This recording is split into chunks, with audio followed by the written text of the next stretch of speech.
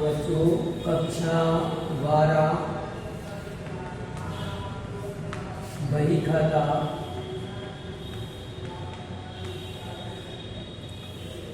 इसमें आपका विषय है उप विषय साझेदारी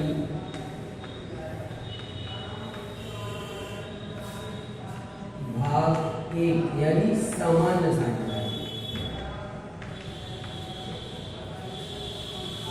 इसके अंतर्गत हमने आपको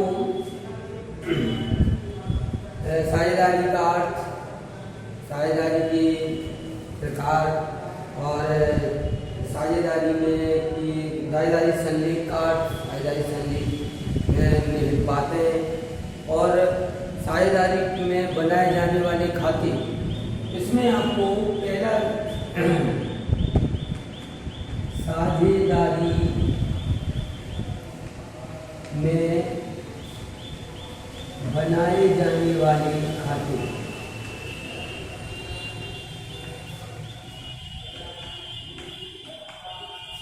इन खातों में हमने आपको बताया था, पहला खाता पार्टनर्स कैपिटल अकाउंट,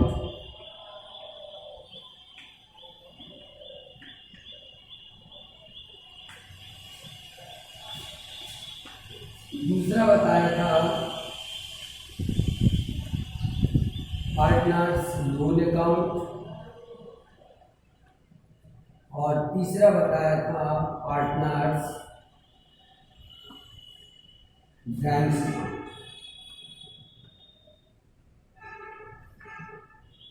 इसमें आपको हमने पार्टनर्स कैपिटल अकाउंट बनाना बता दिया है। पार्टनर्स कैपिटल अकाउंट दो प्रकार से बनता है। एक, जब पूंजी स्थायी हो यानी फिक्स हो तब दो खाते बनाए जाते हैं, एक पूंजी खाता और दूसरा चालू खाता।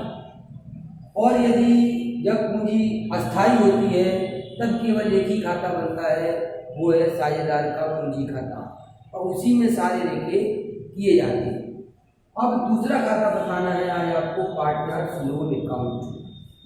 अब पार्टनर्स लोन अकाउंट क्या होता है कि व्यापार में सभी साझेदारों द्वारा पूंजी लगाई जाती है।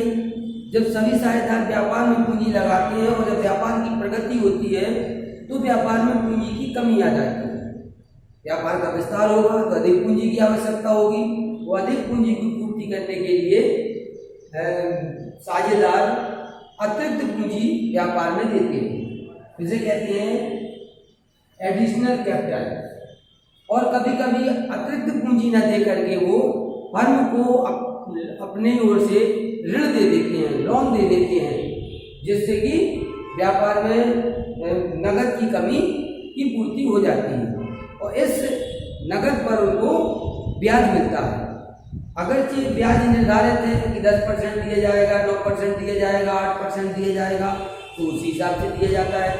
यदि निर्धारित नहीं है, साझेदारी संलेख में नहीं लिखा है कि साझेदारों द्वारा दिए गए लोन पर कितने % ब्याज दिया जाएगा, तो उस पर गवर्नमेंट द्वारा निर्धारित मानक दर 6% वार्षिक है।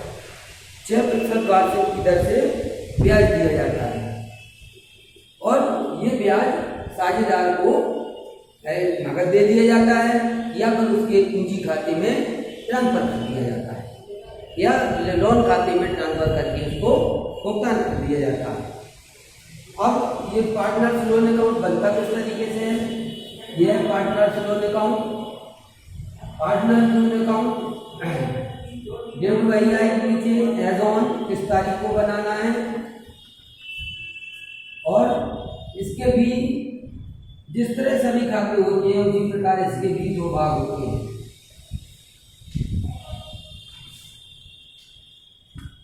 बाईं ओर डेबिट, दाईं ओर क्रेडिट। Particular amount,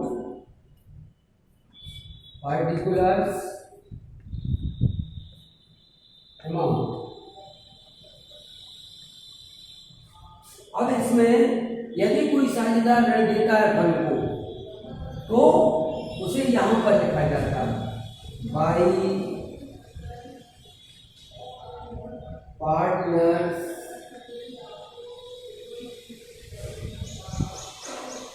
account.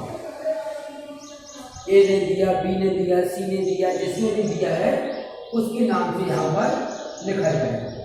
अब यदि इसको ब्याज नगद देते हैं, वो ब्याज नगद देते हैं तो इससे कोई मतलब नहीं है। यदि ब्याज इसको नगद नहीं देते हैं, इसी खाते में आता है तो यहाँ आएगा बाई इंटरेस्ट अकाउंट।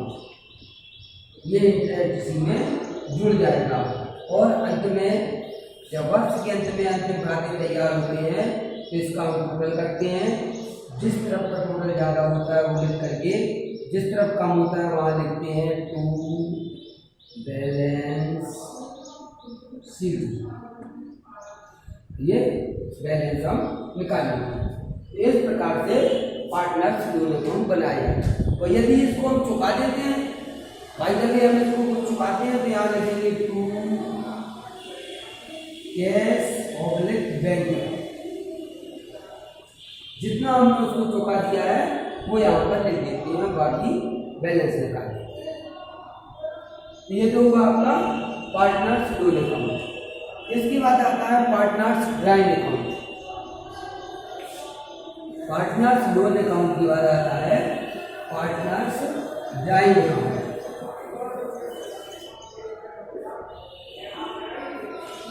अब बनाना है पार्टनर्स ड्राइंग अकाउंट।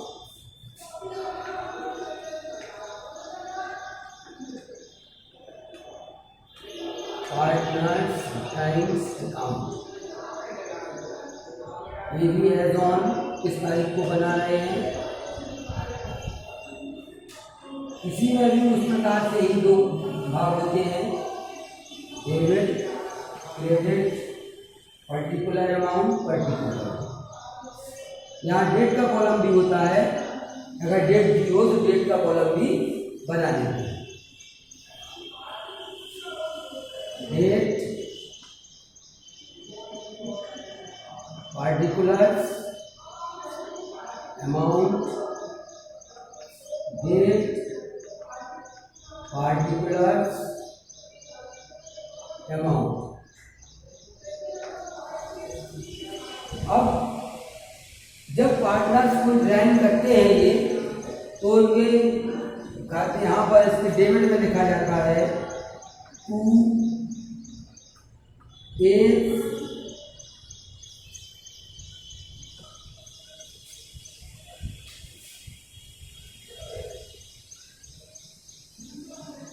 ए या टू बी ने जितना किया, टू सी ने कितना किया, ये सारा कारण इसमें लिखा जाता है। ये फर्म का अकाउंट है और साझेदारों के अलग अलग जब ब्रांच अकाउंट बनते हैं तो उनका अलग अलग होता है। ए को कितना दिया, बी को कितना दिया, सी को कितना दिया, ए बी सी। इसमें ए बी सी न लिख करके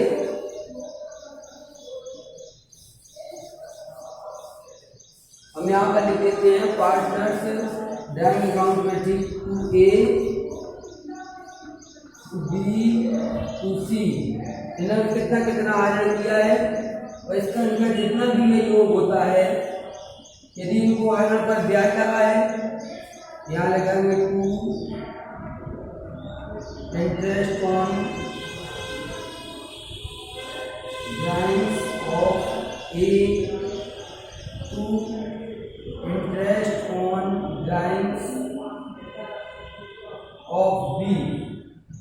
बी को कितना दिया ये लिख देंगे यहाँ पर, इसमें ऐड हो जाएगा ये। अब इसको हम क्या करते हैं कि पूंजी खातों में ट्रांसफर कर देते हैं by A capital, by B capital, by C capital. अगर एक साथ बनाते हैं पार्टनर्स अकाउंट तो इस प्रकार से लिखते हैं, और इनके अलग अलग बनाते हैं तो उनका अलग अलग लिखा करते हैं। ए ने जितना किया, बॉन्ड निकाला तो परचेज, और कैश निकाला तो टू कैश। इसके बाद उसको कैपिटल अकाउंट में ट्रांसफर कर देते हैं। इसी प्रकार से यदि कुछ शेष बच जाता है तो बाई बैलेंस यदि पूरा ट्रांसफर नहीं होता है तो बैलेंस यहाँ पर लिखिए। वैसे इस खाते को बंद कर दिया जाता है वर्ष के अंत में, इसमें बैलेंस नहीं रखा जाता, रेयर पोजीशन में भी बैलेंस बचता है। ठीक, ये हो गया पार्टनर्स ड्राइंग अकाउंट। अब इसके बाद आता है आपका ड्राइंग अकाउंट के बाद लाभ हानि का विभाजन। तो हो गया पार्टनर में बनाए जाने वाले खाते हो गए। अब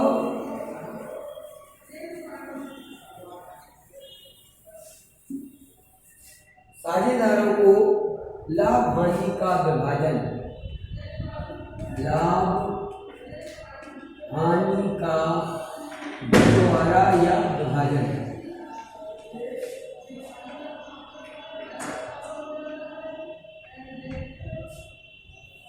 इसे कहते हैं distribution of profit and loss.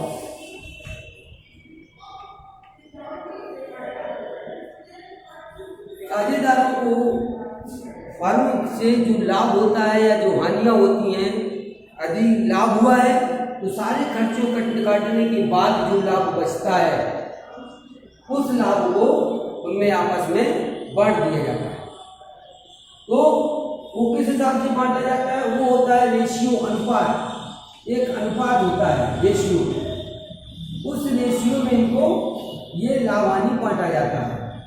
ये रेशियो 4 प्रकार का होता है।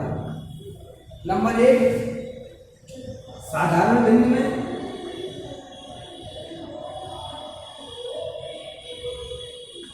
साधारण भिन्न जैसे 1/2 रेशियो 3/10 रेशियो 1/5। इसी को हम लिख सकते हैं या इसको आर को बराबर करके 5×10 5/10 रेशियो 3/10 रेशियो 2/10, ये भी रेशियो हो सकता है। दूसरा होता है सरल अनुपात में,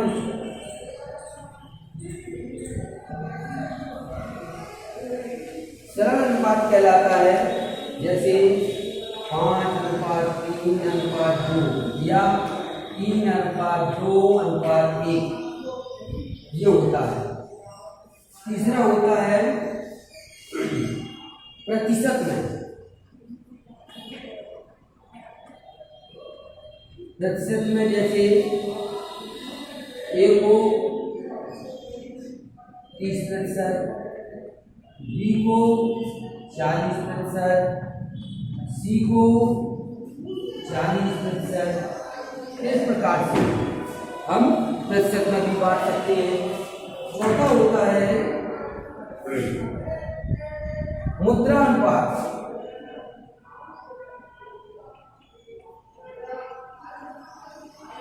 मुद्रा अनुपात जैसे 50 पैसा, 25 पैसा, 60 पैसा, इस अनुपात में भी इसको बांटा जा सकता है। अब ये तो हुआ लाभ बांटने का, और इसका एक इलेक्ट्रिशियन बताएं। जैसे कि प्रॉफिट है आपका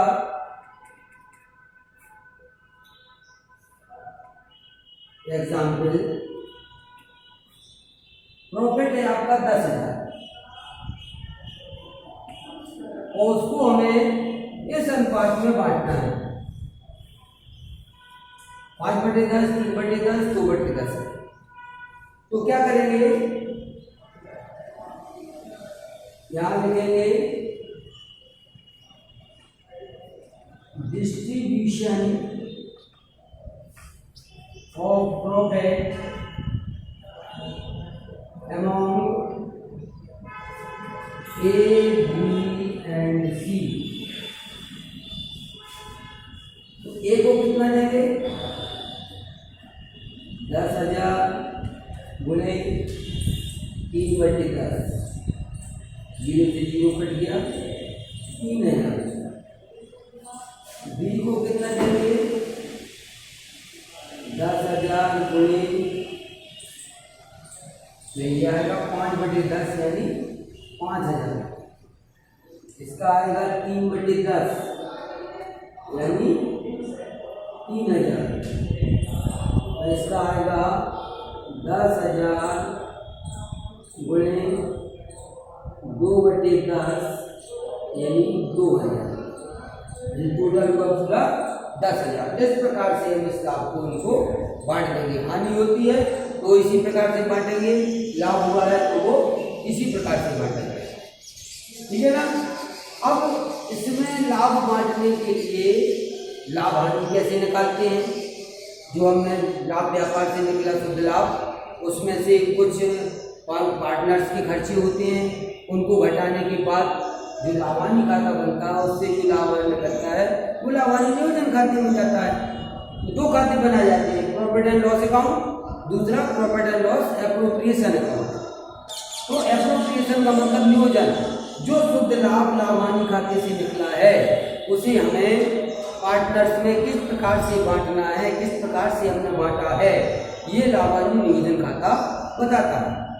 और जो शुद्ध लाभ हमारा व्यापार में वो बचा है उसमें पार्टनर्स के खर्चे निकालने के बाद जो बचेगा वो हमें लाभ हानि खाते में पार्टनर्स के खर्चे निकालने के बाद जो लाभ बचता है उसे हम पार्टनर्स में उनके अनुपात में पार्टनर जो लाभ बचेगा उसको हम लाभानी नियोजन खाते में ले जाकर पार्टनर्स में बांट देते हैं। ये दोनों खाते बनाना हम आपको अगले वीडियो में बताएंगे।